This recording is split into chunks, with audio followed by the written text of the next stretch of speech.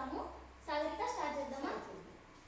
Right leg ని front నుంచి 1 2 3 1 2 3 1 2 1 2 3 1 2 3 4 1 2 1 2 3 4 1 2 చూసారు కదండి.